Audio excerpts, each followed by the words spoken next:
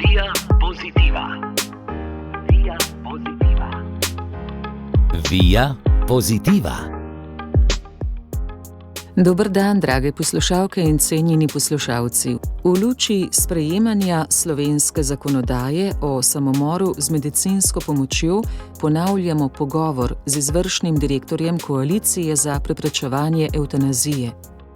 Ko je obiskal konec januarja Slovenijo, ga je ob tej priložnosti pred mikrofon za naš radio povabila Marjana Debevec. Drage poslušalke, spoštovani poslušalci, prav lepo pozdravljeni. V današnji oddaji vas vabim, da prisluhnete pogovoru z izvršnim direktorjem Koalicije za preprečevanje evtanazije Aleksom Schadenbergom, ki je obiskal Slovenijo konec januarja. Sodeloval je tudi na okrogli mizi v Ljubljani. Dogodek je bil še posebej pomenljiv v luči sprejemanja slovenskega zakona o samomoru z medicinsko pomočjo. Aleks Schadenberg je na tem dogodku navedel več primerov, ki nakazujejo, do kakšnih skrajnosti zdrsne družba, ko sprejme smrt na zahtevo. Omenil je na primer vojno veteranko, paraolimpiko, ki je zaprosila za možnost dvigala v hiši. Namesto tega ji je ministrstvo ponudilo evtanazijo. Enako se je zgodilo mladi materi dveh deklic, ki je na invalidskem vozičku od svojega 17. leta. Kljub temu, da je invalidka, je končala fakulteto, bila je tudi ves čas zaposlena v službi. Ko pa je zbolela, je zaprosila za status invalidne osebe. Odgovorili so ji, da bo nanj čakala od 6 do 8 mesecev, lahko pa ji ponudijo evtanazijo, ki jo lahko izvedejo že v 90 dneh. Ali pa o dekletu, ki ima samomorilne misli. Ko so se težave znova pojavile, je odšla v bolnišnico po pomoč. Tam so ji povedali, da bo psihiater na voljo šele čez 5 mesecev, ponudili pa so ji samomor z medicinsko pomočjo. Aleks Schadenberg je na tej okrogli mizi povedal, da se vse to dogaja zato, ker obstaja samo ena jasna ločnica, in to je, ali te lahko ubijem ali te ne smem. Ko enkrat sprejmete, da je dovoljeno ubiti drugega, ostaja le še vprašanje, kdo izvaja ubijanje in zaradi katerega razloga. Aleksa Schadenberga smo povabili tudi v studio Radia Ognjišče in z njim posneli pogovor. Vabljeni k poslušanju. V našem studiu pa zdaj lepo pozdravljam gospoda Aleksa Schadenberga, enega največjih svetovnih nasprotnikov evtanazije in pomoči pri samomoru. Je soustanovitelj in izvršni direktor Koalicije za preprečevanje evtanazije, ustanovljene leta 1998 s sedežem v kanadski provinci Ontario.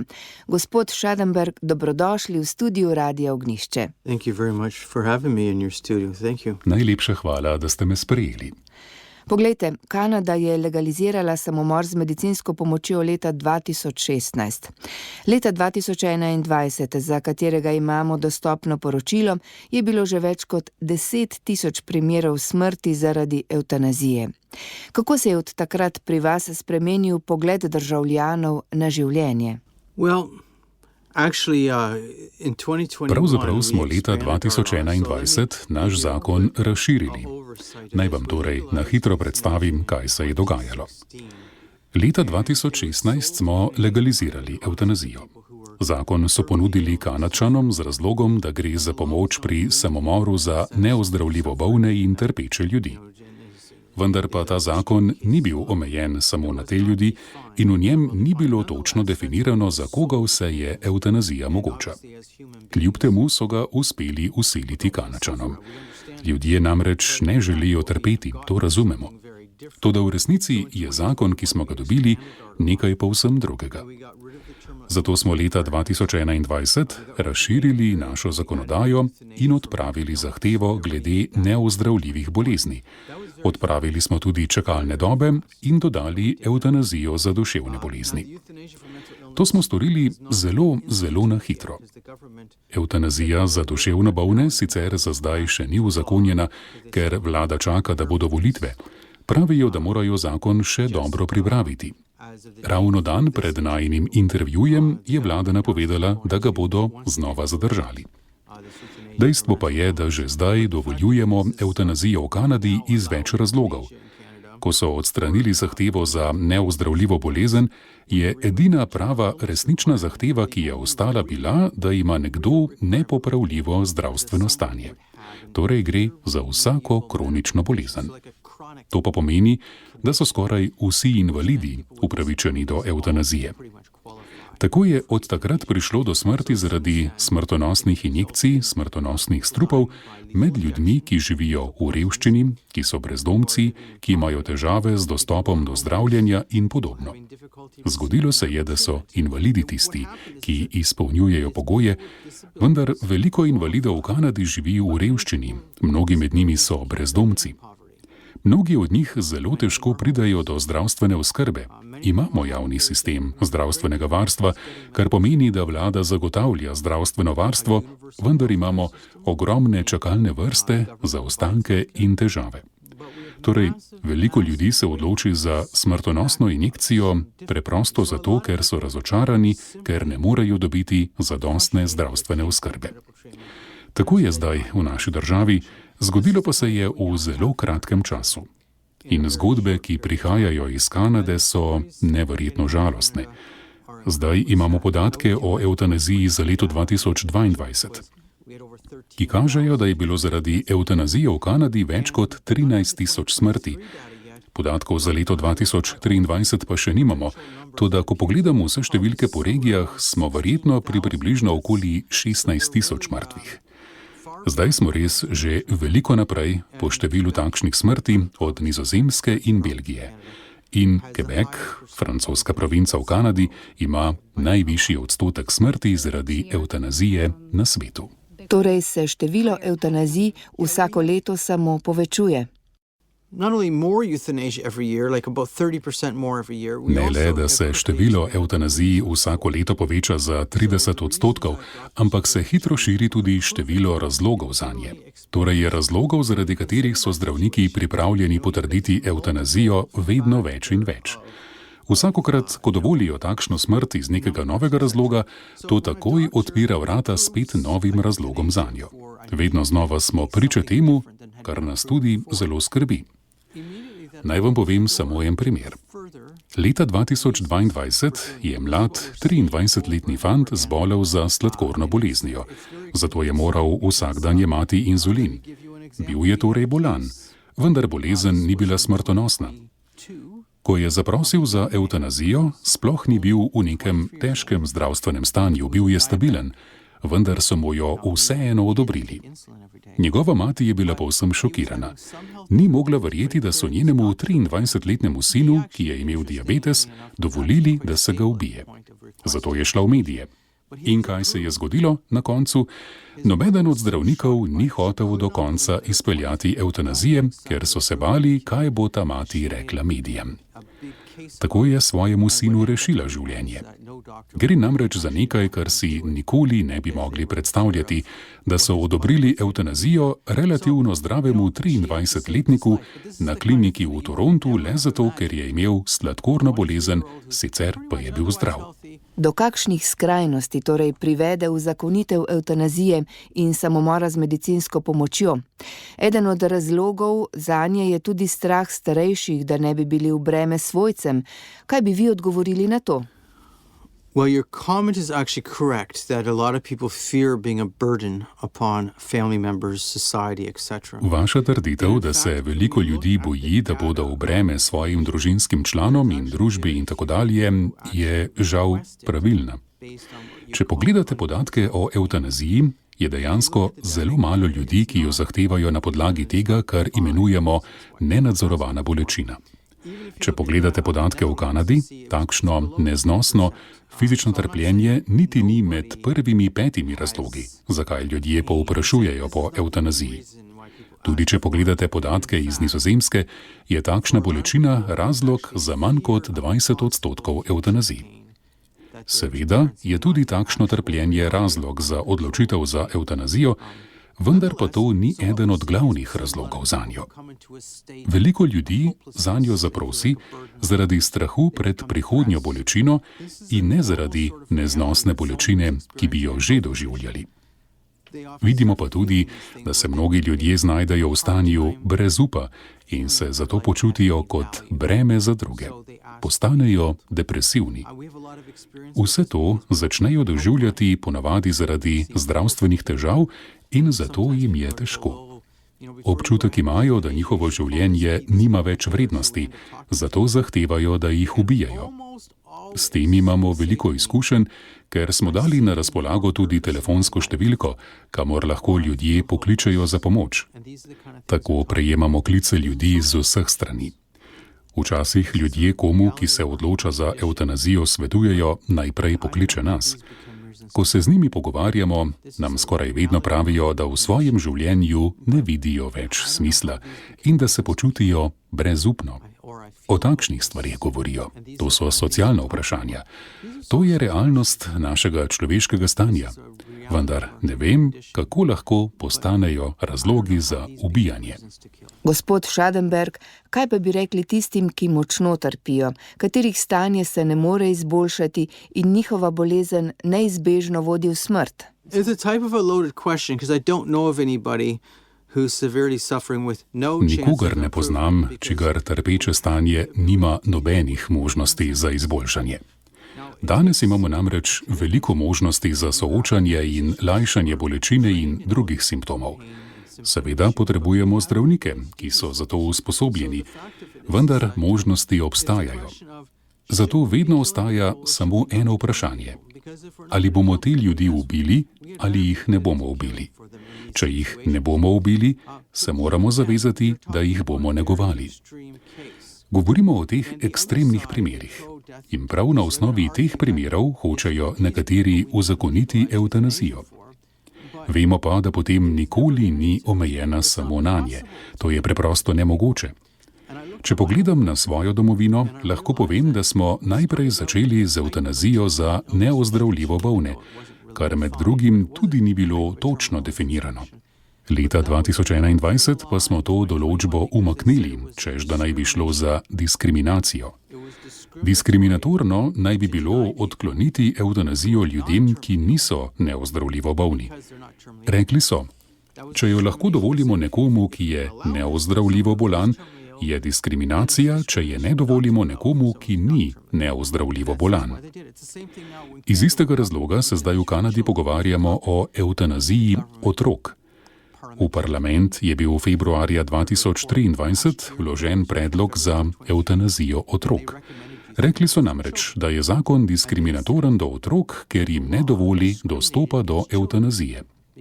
Po zakonu moraš biti namreč star 18 let, da lahko zaprosiš zanjo. Diskriminatorno je torej ne dovoliti evtanazije 17-letniku, 16-letniku, 15-letniku. Takšen zakon se namreč vedno širi in nima več nobenih omejitev. Ljudje, ki podpirajo evtanazijo, pravijo, da moramo spoštovati človekovo dostojanstvo, njegovo svobodno voljo, svobodno odločitev o tem, kdaj se bo in kaj se bo z njim zgodilo. Kaj bi jim vi odgovorili?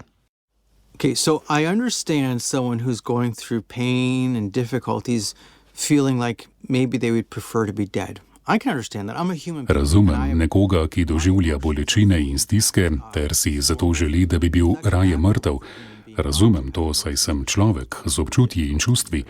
Nenormalno bi bilo, če kdo ne bi čutil s človekom, ki trpi.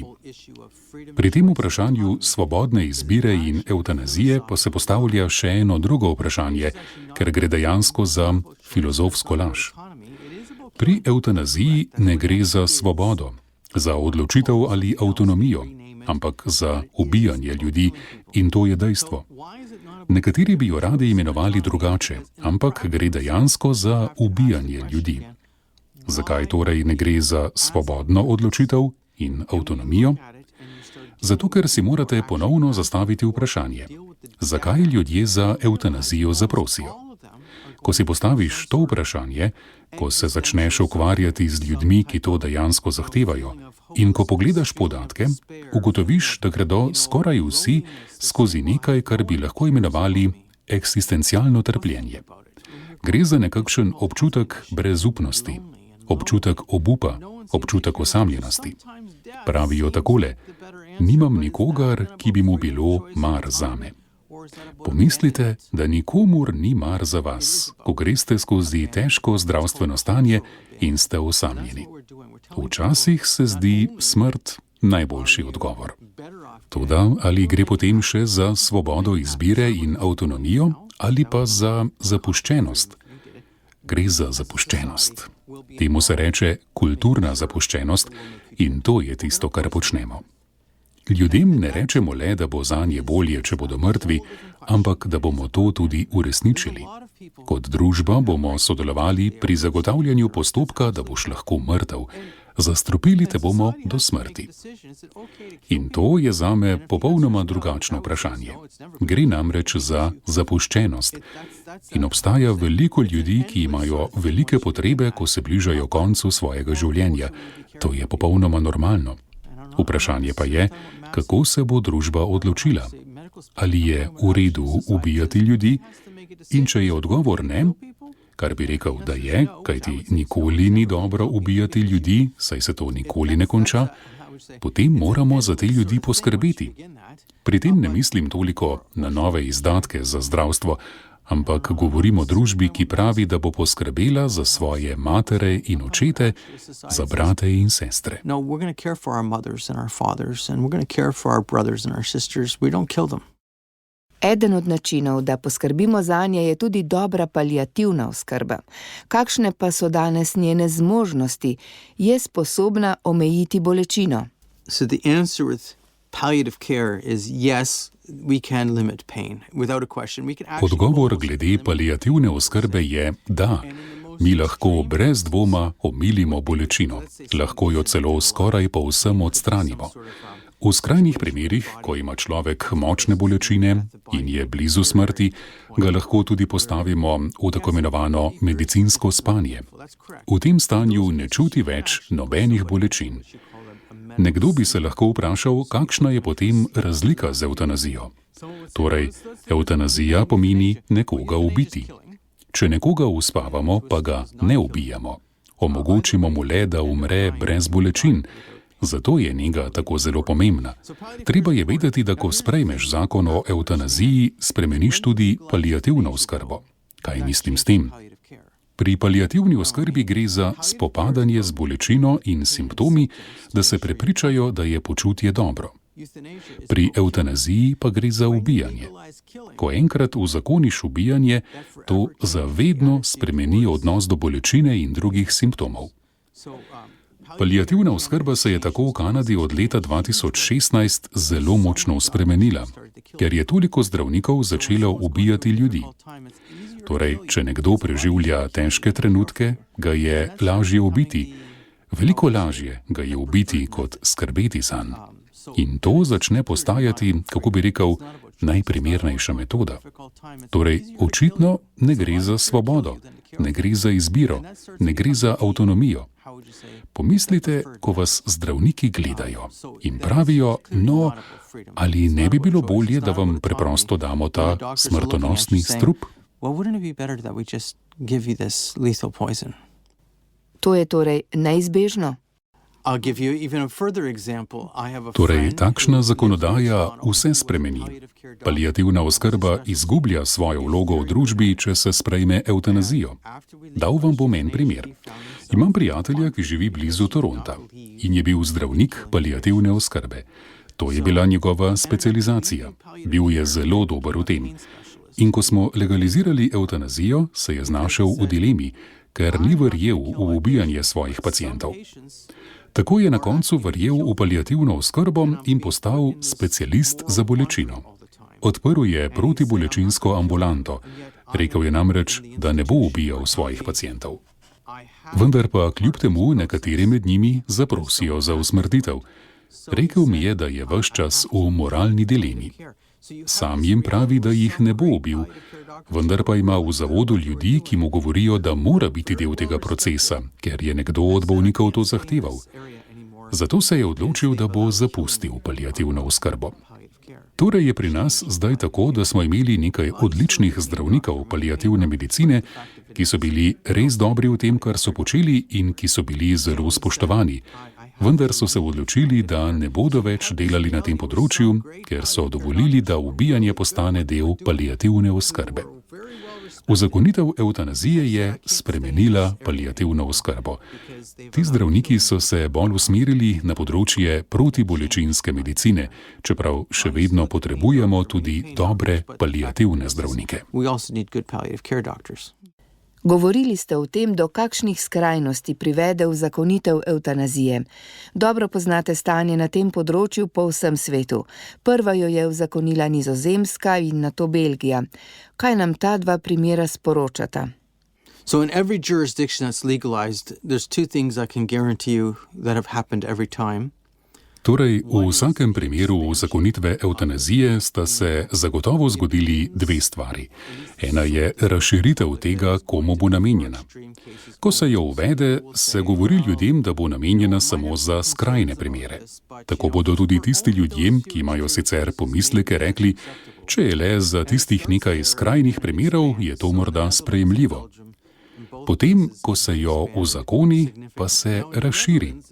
Tako se je na Nizozemskem in v Belgiji močno razširilo področje razlogov za evtanazijo. Na Nizozemskem je malo drugače, tam pravzaprav nikoli niso spremenili svoje zakonodaje. So pa spremenili razlago svojega zakona, kar pomeni, da zdaj vidijo veliko širše tisto, kar so uzakonili in kako so zakon prvotno razlagali. Zato se na Nizozemskem dogaja evtanazija za duševne bolezni in podobne stvari, kar se prvotno ni zgodilo, medtem ko je Belgija razširila svojo zakonodajo. Če pogledate zdaj še Združene države Amerike, ZDA imajo 10 zveznih držav, ki so legalizirale pomoč pri samomoru. In skoraj vsaka od teh 10 zveznih držav je po legalizaciji čakala nekaj let, potem pa so zakon razširili. Torej povsod širijo zakon, bodisi z drugačno razlago ali pa tako, da se zakonodaja dejansko razširi. Kanada je povsem drugačen primer. Že prvotni zakon je bil napisan tako, da se je lahko nemoteno razširil, saj je v njem manjkala jasna definicija, za katere primere naj bi evtanazijo izvajali. Seveda smo začeli z najtežjimi primeri, potem pa so odstranili omejitev neozdravljive bolezni. Tako se je število evtanazij močno povečalo in ljudje so se začeli spraševati, tega nismo podprli, kako je torej lahko prišlo do tega?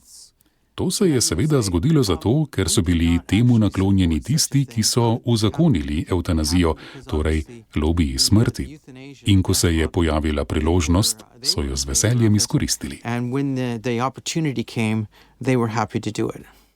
Nam lahko navedete kakšen primer iz Avstrije ali Nizozemske ali tudi iz drugih držav, ki govori o tem, da se za evtanazijo ali tudi samomor s pomočjo odločajo ljudje, ki so naveličani življenja ali pa se počutijo osamljene?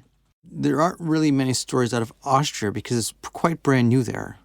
Začne se z majhnim številom. Avstrija je šele na začetku te uzakonitve, zato ne morem govoriti o velikem številu primerov. Začne se namreč počasi, potem pa se hitro širi.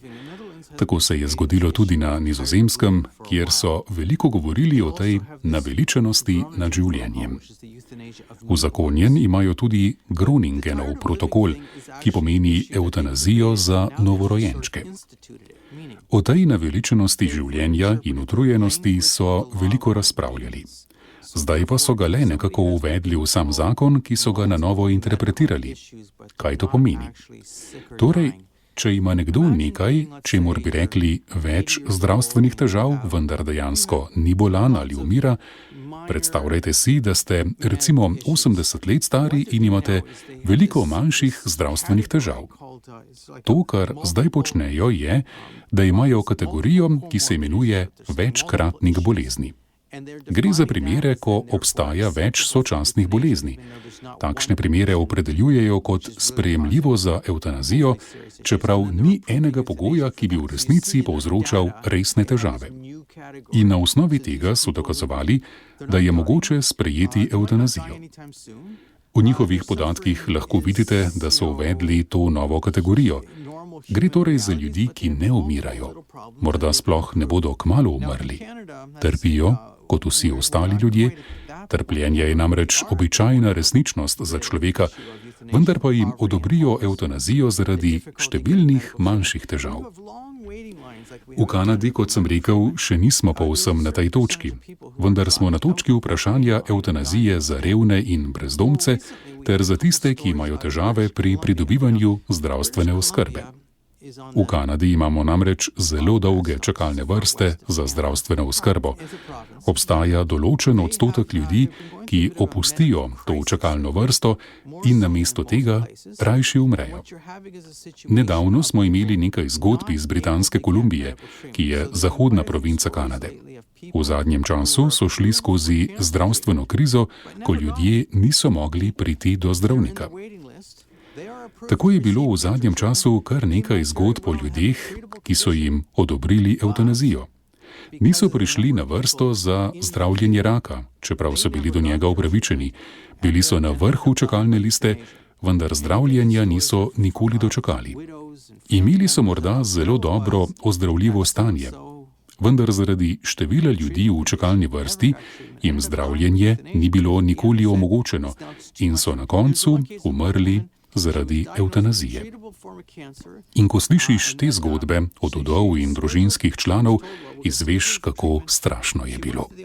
Človek, ki je imel ozdravljivo stanje, nikoli ni dobil zdravljenja in je na koncu umrl zaradi evtanazije, ker so mu rekli, da je to preveč trpljenja zanj.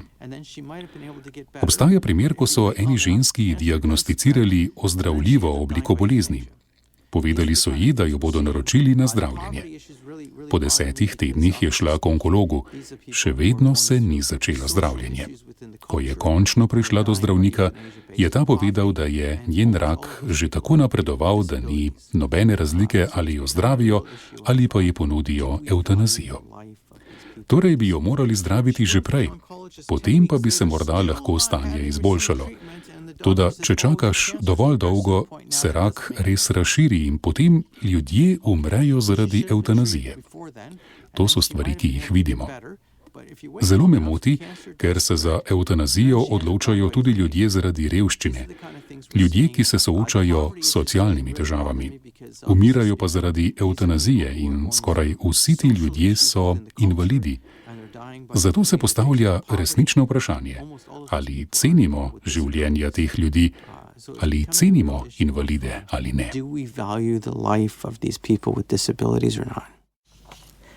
Omenili ste tudi razširitev evtanazije na otroke, na novorojenčke. Na Nizozemskem imajo evtanazijo za novorojenčke, v Belgiji pa za otroke. Kako to komentirate? Problem je že sama legalizacija evtanazije, ko jo namreč uzakoniš, ko rečeš, da je v redu nekoga ubiti. Poglejmo kanadsko zakonodajo. Rekli boste, da sem bil malo nesramen, ko sem rekel, da smo v Kanadi z legalizacijo evtanazije ustvarili izjemo za umor v kazenskem zakoniku. Zato smo rekli, da je v teh okoliščinah v redu ubijati ljudi, če to stori zdravnik ali medicinska sestra. To smo storili. No, če lahko ubiješ 18-letnika, kar zakon dovoljuje, potem je zelo težko upravičiti, da ne moreš ubiti 17-letnika. Ne predlagam, da bi morali ubiti 17-letnika ali 18-letnika, ampak veste, ko dovoliš enemu, zakaj ne bi drugemu? In to postane, rekel bi, filozofsko vprašanje. V Kanadi, na primer, kjer verjamemo v enakost, se vse vrti okoli enakosti. Ne gre za družbeno dobro, gre za posameznika in njegovo enakost. Pravijo, da diskriminirate otroke in zato v Kanadi trenutno poteka razprava o evtanaziji otrok. Na Nizozemskem dovolijo evtanazijo novorojenčkov, kar je zelo evgenično. Kaj pomeni beseda? Evgenika pomeni, da nekatera življenja niso vredna življenja in ljudje ne marajo te besede, ker jo povezujejo s tem, kar se je dogajalo med drugo svetovno vojno. Evgenika je filozofija, ki je nastala v 80. letih 19. stoletja in govori o tem, da nekatera življenja preprosto niso vredna življenja. in družbi bi morali narediti uslugo in odpraviti ta določena življenja. Če boste torej rekli, da je treba otroka, rojenega s posebnimi potrebami, ubiti, ali imajo starši pravico, da se odločijo, da bodo ubili svojega novorojenega otroka s posebnimi potrebami, je to evgenično. Odločili ste se, da ta otrok nima pravice do življenja. In prav to se dogaja na Nizozemskem. In v Belgiji imate tudi evtanazijo za otroke in mlade. Težava je v tem, ali lahko ti otroci dejansko privolijo. Zakaj je to pomembno? Ker nam prodajajo svobodo, izbiro in avtonomijo. Vse je v svobodi. Torej pravijo, da je to nekdo, ki je sposoben privoliti. Ali lahko otrok privoli? Nikakor ne. In tudi, če privolijo, je to popolnoma drugačna oblika privolitve. Ne predlagam, da bi morali ubijati ljudi s privolitvijo, ker zdaj obstaja veliko ljudi, ki so samomorilni. Tako da mislim, da privolitev sploh ni problem. Mislim, da soglasje ni opravičilo za ubijanje. Kljub temu ti otroci ne morejo zares privoliti. To ni isto. Po podatkih približno polovica Belgijcev meni, da je najboljši način smrti evtanazija. Slišala sem že za primere, ko ljudje v Belgiji načrtujejo svoje življenje tako, da bodo delali do 50. leta, potem naj vlada poskrbi, da bi se upokojili že pri 50, da bi še lahko potovali, uživali življenje in potem, ko bodo stari, 70 ali 80 let, potem pa naj bi umrli s pomočjo injekcije. Kam to vodi? Well, this is about this sort of radical autonomy ideology that Tu gre za radikalno ideologijo avtonomije. Ampak veste, to je pravzaprav, kot sem že rekel, laž. Ker zahtevajo, da jih ubije nekdo drug. Torej ne gre za svobodno izbiro in avtonomijo, kot je nekdo drug ubil. To ni dejanje, ki ga delaš sam.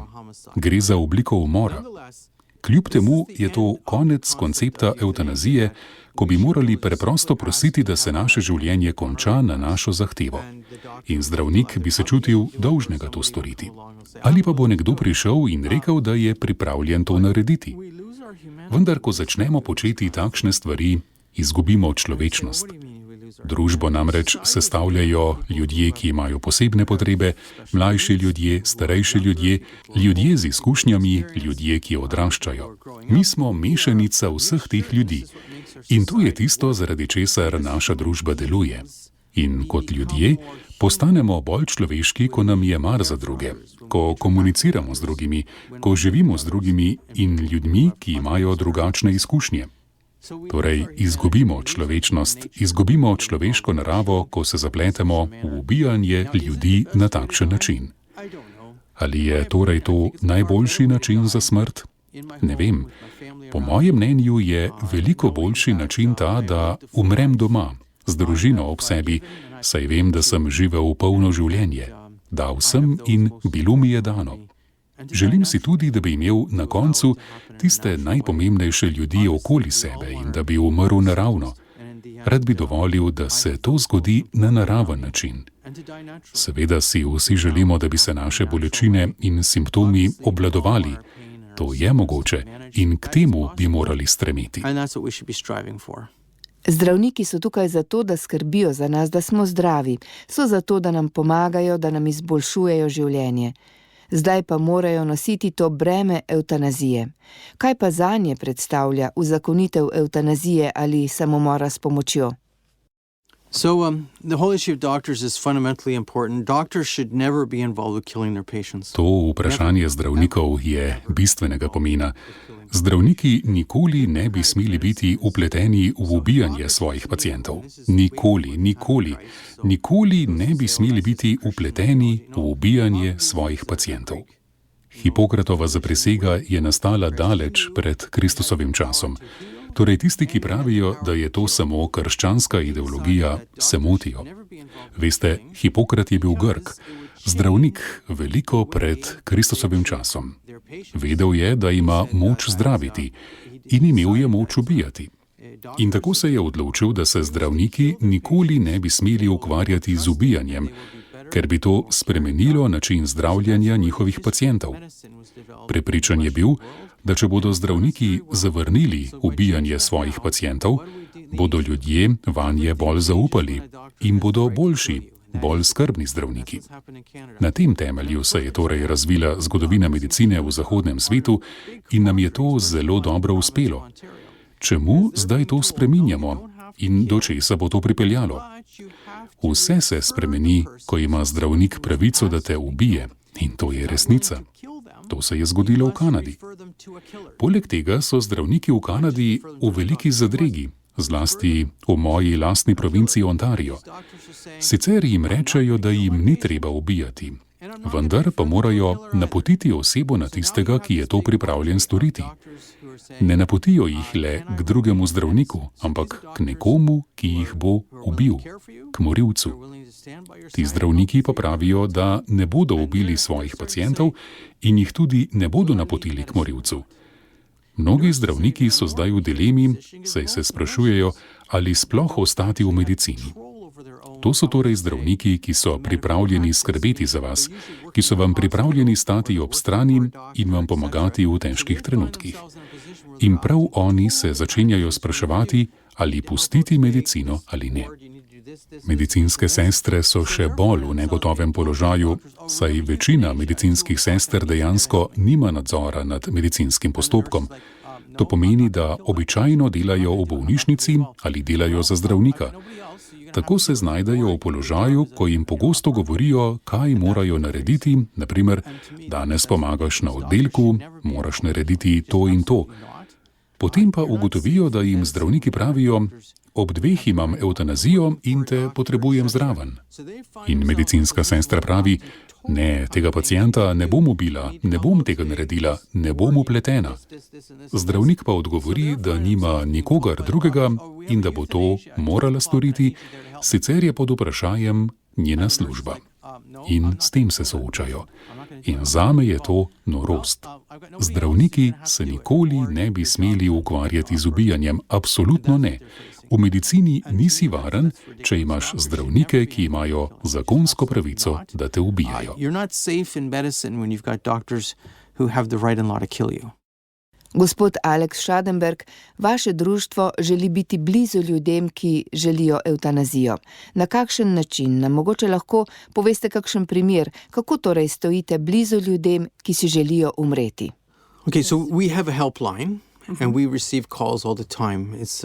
Torej, imamo telefonsko linijo za pomoč, na kateri ves čas sprejemamo klice. Ljudje nas nenehno kličejo. Običajno nas kontaktirajo, ker za nas izve družinski član ali prijatelj.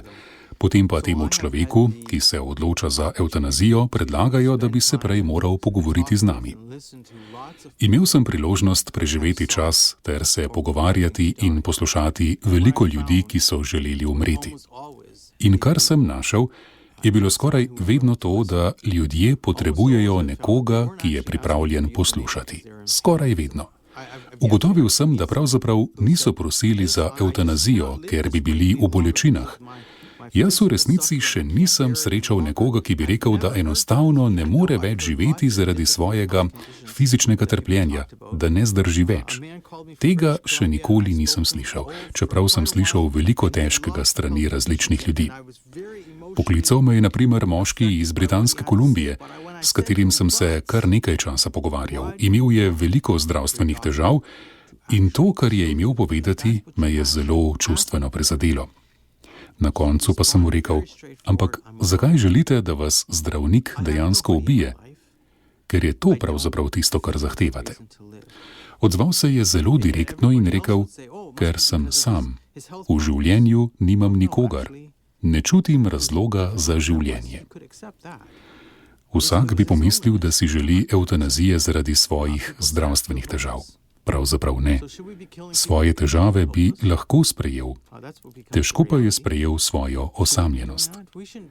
Ljudje rečejo, da se počutijo brezupno. Ali bi torej morali ubijati ljudi, ker se počutijo brezupne? To namreč z uzakonitvijo evtanazije postane resničnost. Ali bi morali to storiti?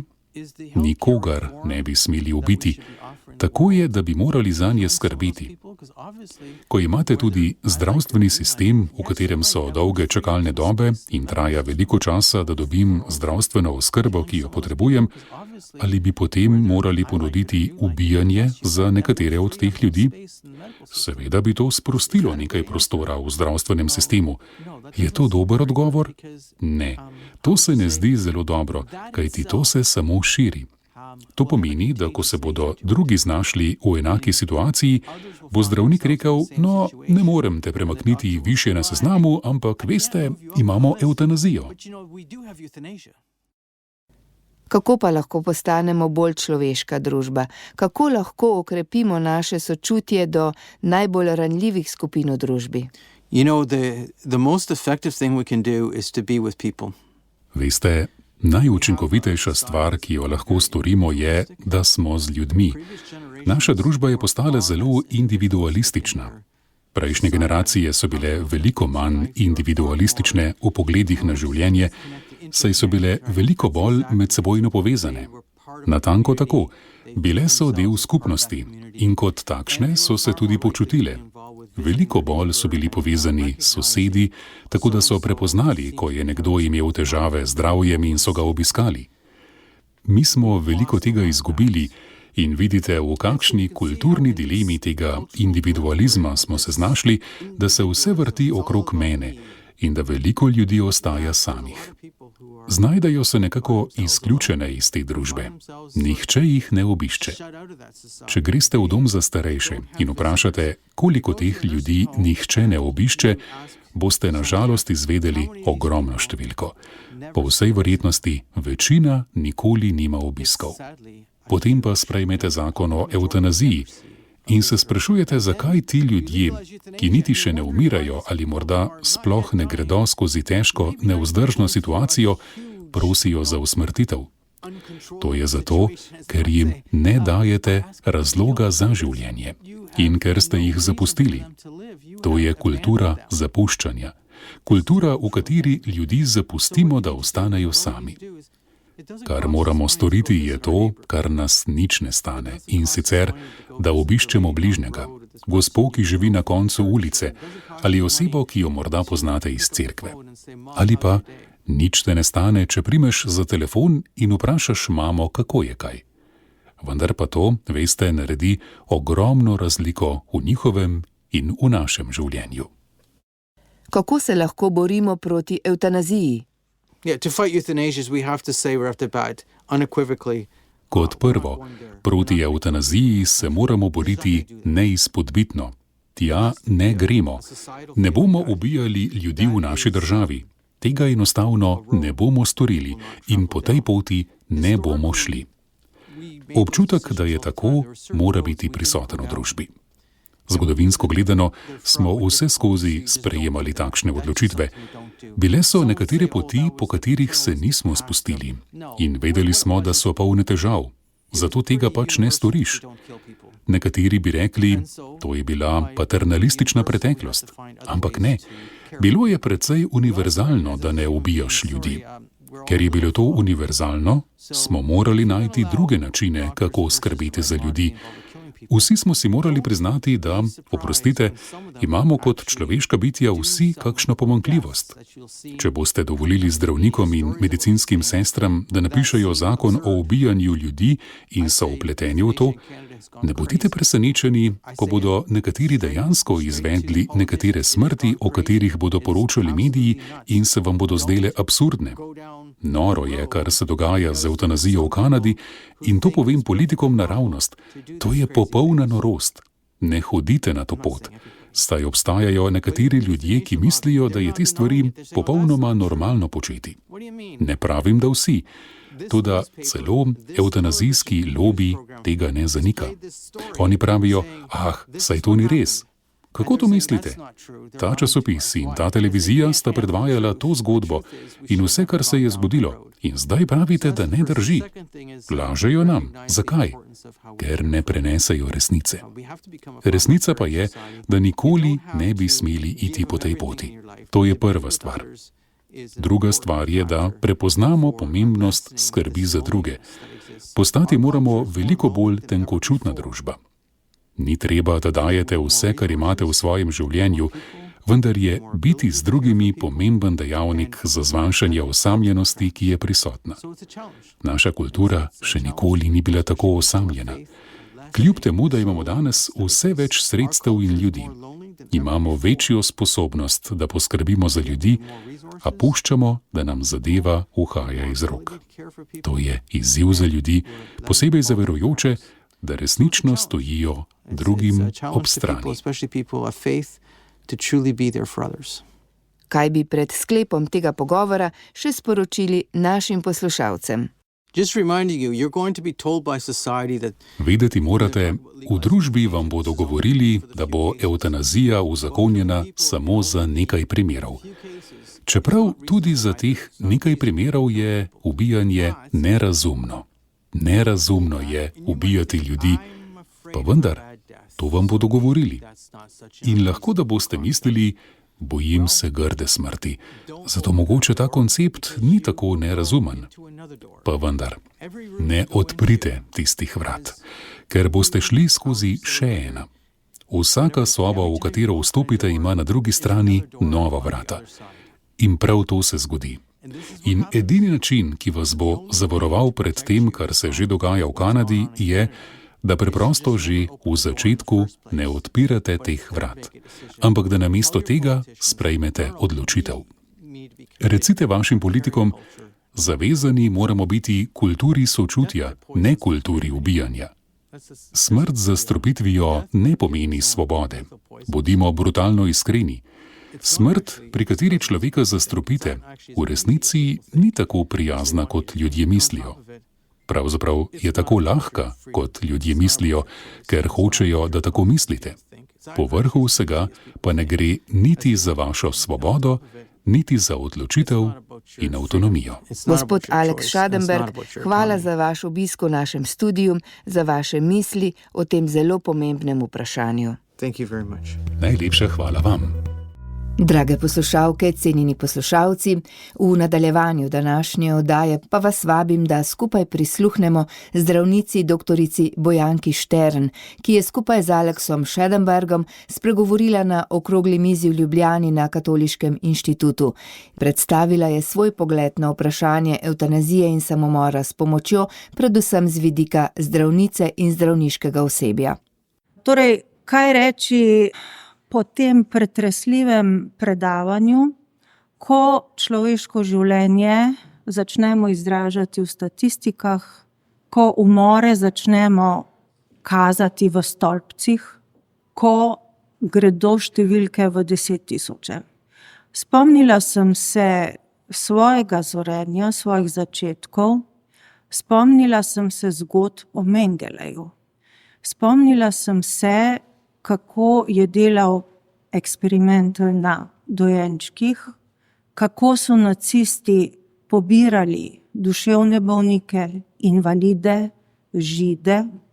In ko sem bila otrok, se mi je zdelo, da se to ne bo nikoli več ponovilo. Zdelo se mi je, da je človeštvo vzelo svojo lekcijo. Ko poslušam tole, kar se dogaja v nekih kvazi civiliziranih državah, vidim, da se človeštvo ni naučilo nič. Gospod Primc me je prosil, da povem nekaj iz vidika osebne percepcije evtanazije in z vidika odnosa zdravnik-bolnik, kadar se med njim vmeša nekaj takega, kot je zakonsko ali tudi sicer, bi rekla, legitimirana evtanazija. Zdaj, z osebnega vidika sem že malo povedala. Torej, v mojem miselnem svetu tega pojma sploh ni bilo. Za evtanazijo sem prvič slišala verjetno med študijem, ko bi naj nek zdravnik, mislim, da se je pisal Kevorkian, moril ljudi, in takrat sem to dojela kot neko oddaljeno vojno. Nekaj strašnega, ampak nekaj, na kar pravzaprav ne moremo vplivati, in nekaj, kar je eksces, kar je neponovljivo v našem okolju.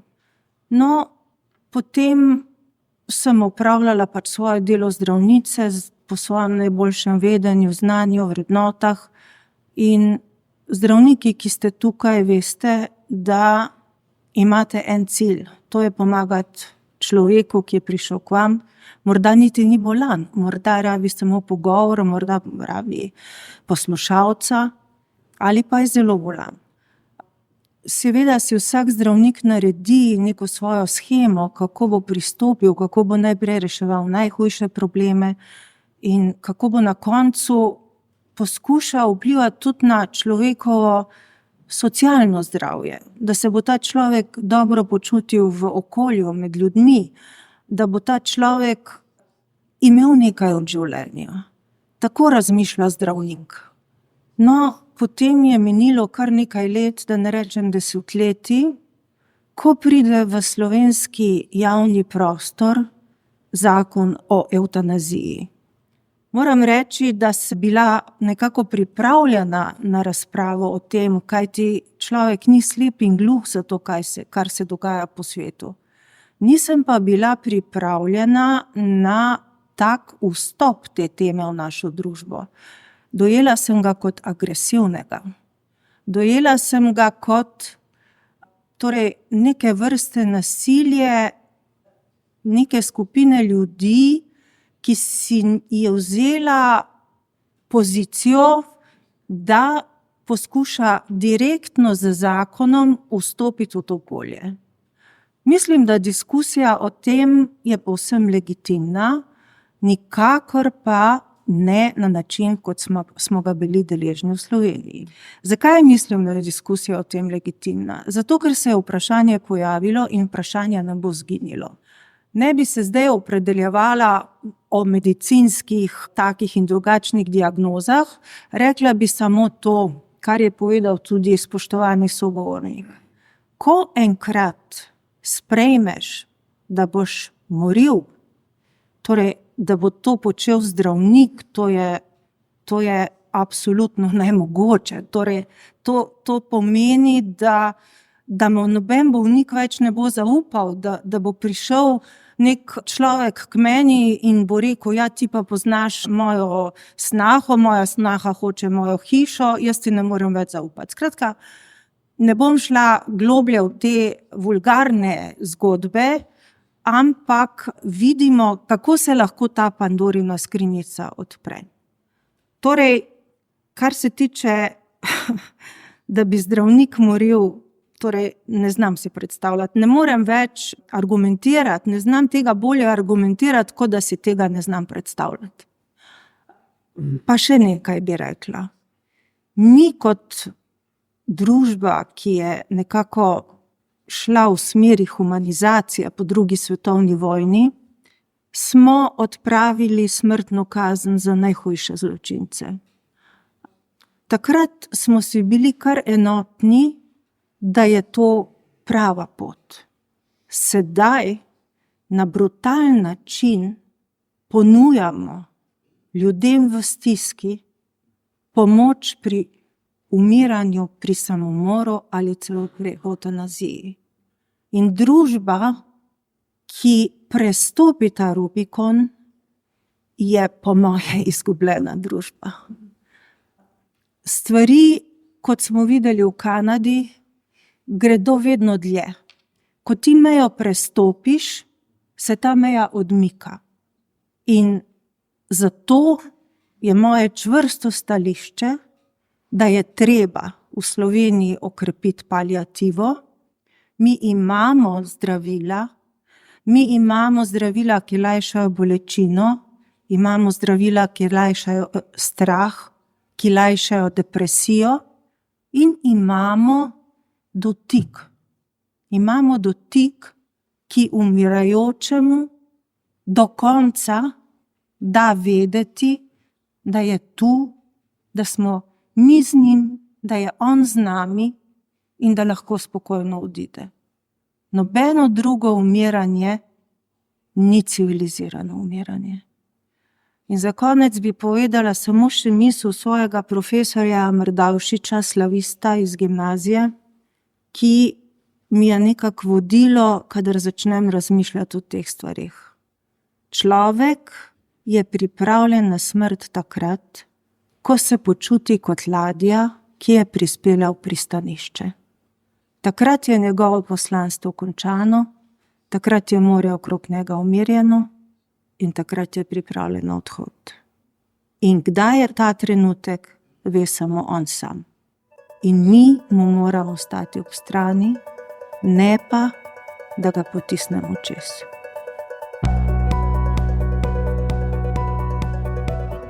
Drage poslušalke, cenjeni poslušalci, s temi mislimi tudi zaključujemo današnjo oddajo, ki sem jo pripravila Marjana Debevec. Prevod je bral Matjaž Merljak. Želim vam lep večer še naprej, oddajo boste kmalu našli tudi v našem audio arhivu. Veliko povemo, tudi z druge strani.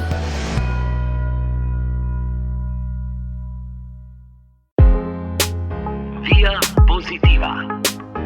Via Positiva. Via Positiva.